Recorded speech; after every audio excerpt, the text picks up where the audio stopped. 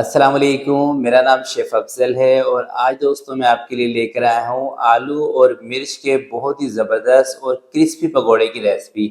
और इसके साथ हम बनाएंगे एक ग्रीन चटनी जो कि इन पकोड़ों को चार चांद लगा देगी। इतनी ज़बरदस्त चटनी की रेसिपी है। और दोस्तों पकोड़े आप किस तरह से क्रिस्पी बना सकते हैं, उसका कौन सा सीक्रेट तरीका है, वो भी इंशाल्लाह आज की वीडियो में आपको बताऊंगा। तो शाम की चाय के साथ, बरसात का मौसम है, बरसात के मौसम में ज़रूर ये रेसिपी आप ट्राई कीजिएगा। इंशाल्लाह मुझे पूरा यकीन है कि जब भी आप इस रेसिपी को मेरे हिसाब से बनाएंगे तो आपको मज़ा आ जाएगा बनाकर। तो फिर बिना टाइम ज़ाय किए चलते हैं इस ज़बरदस्त रेसिपी की तरफ और इसको बनाना स्टार्ट करते हैं। बिस्मिल्लाहिर्रहमानिर्रहीम। तो आधा कप मैं ले रहा हूँ मैदे का और इस मैदे के अंदर शामिल करूँगा 1.5 कप बेसन का। और ग्राम के हिसाब से देखते हैं तो दोस्तों ये बेसन तकरीबन 200 ग्राम है और तकरीबन 60 ग्राम मैदा। दोनों चीज़ें मिला के तकरीबन 1 पाव है बेसन और मैदा मिला के। आधा चम्मच रेड चिली पाउडर का इसके अंदर शामिल कर रहा हूँ और नमक दोस्तों शामिल कर रहा हूँ आधे चम्मच से कम। सफ़ेद ज़ीरा आधा चम्मच इसके अंदर ले रहा हूँ और बेकिंग सोडा तकरीबन 2 चुटकी आपने इसके अंदर शामिल करना है। बेकिंग पाउडर नहीं, याद रखिएगा बेकिंग सोडा। अच्छा, इसके अंदर ये जो मैंने मैदा मिक्स किया है ना, मैदा क्यों मिक्स किया है?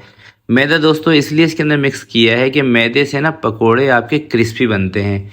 और जो बाज़ार में बेकरियों के अंदर ढाबे के ऊपर जो आप क्रिस्पी पकोड़े खाते हैं ना, तो उसकी वजह ये होती है कि इसके अंदर मैदे का इस्तेमाल किया जाता है थोड़ा सा, या तो मैदे का या फिर फ़ाइन आटे का।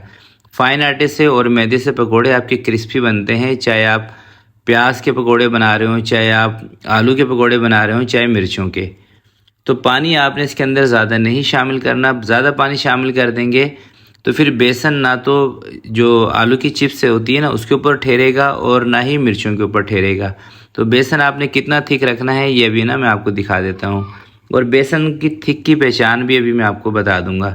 तो आपने थोड़ा सा इसको ना फेंटना है 2 से 3 मिनट तक। जब आप इसको फेंटेंगे ना बेसन को, तो ये फूल जाता है, हल्का हो जाता है। जब बेसन हल्का होगा तो पकोड़े बहुत ही ज़बरदस्त बनेंगे। तो इस तरह का आपने बेसन रखना है। और ये देखें इस तरीके से आप इसकी पहचान कर लें कि जब आप चम्मच के ऊपर फिंगर लगाएं ना, फिंगर से बेसन को हटाएं, तो ये आपस में जुड़ना नहीं चाहिए। इसका ये मतलब होता है कि बेसन परफेक्ट है। तो इसको दोस्तों 10 से 15 मिनट के लिए छोड़ देते हैं और चलते हैं अगले प्रोसेस की तरफ। तो ये मैंने कुछ हरी मिर्चें ली हैं जिनको अच्छी तरीके से धो के और इसके बीच में कट्स लगा लिए हैं। और ये है दोस्तों आमचूर का पाउडर। अच्छा, इस आमचूर पाउडर के अंदर ना नमक मिक्स किया हुआ है, ठीक है। अगर आपके पास इस तरह का आमचूर का पाउडर हो जिसके अंदर नमक ना हो, तो फिर आपने ज़रा सा इसके अंदर नमक ले लेना है। अदरवाइज़ आपने इसके अंदर सिर्फ थोड़ा सा पानी शामिल करके और ये आमचूर पाउडर को मिर्चों के अंदर भर देना है। सिर्फ आमचूर पाउडर को दोस्तों अगर आप मिर्चों के अंदर भर के बनाते हैं ना, तो यकीन करें बहुत ही मज़ेदार बनती हैं मिर्चें इससे भी। तो अच्छे तरीके से ज़रा मसाला भर देंगे इसके बीच में। तो मिर्चें दोस्तों भर चुकी हैं, इसको करते हैं साइड पर। और ये देखिए ये मैंने एक आलू लिया है, लाल आलू लिया है, ठीक है। तो लाल आलू दोस्तों जो होता है ना, ये फीका आलू होता है और मज़ेदार भी इसी की चिप्स बनती हैं। तो चिप्स आपने बिल्कुल बारीक बारीक कटिंग कर लेनी है इस तरह की। ज़्यादा मोटे आलू नहीं रखने वरना ये क्रिस्पी नहीं होंगे। और नाइफ़ की जगह पे दोस्तों आप आलू का जो कटर होता है ना सब्ज़ी काटने वाला, उस कटर की मदद से भी आप इसकी चिप्स की कटिंग कर सकते हैं। अब दोस्तों बनाते हैं चटनी। चटनी बनाने के लिए 3 चम्मच मैंने इमली ली थी और इसको पानी में भिगो के रख दिया था, गुठलियाँ अलग करके। पल्प इसका हमें चाहिए सिर्फ। इमली की गुठलियाँ अलग करने के बाद दोस्तों अब चटनी बनाते हैं। सबसे पहले मैं ले रहा हूँ हरी मिर्चें कोई 6 से 7 और इसके अंदर शामिल करूँगा पुदीना आधी गट्ठी जो होती है, और धनिया ये भी आधी गट्ठी है। बाकी इसके अंदर शामिल करेंगे नमक आधा चम्मच, सफ़ेद ज़ीरा इसके अंदर शामिल करेंगे आधा छोटा चम्मच, और चीनी इसके अंदर दोस्तों 1 चम्मच लेनी है। बाकी जो इमली का पल्प है ये इसमें शामिल कर देंगे। ज़रूरत पड़े तो थोड़ा सा पानी इसमें ऐड कर दें।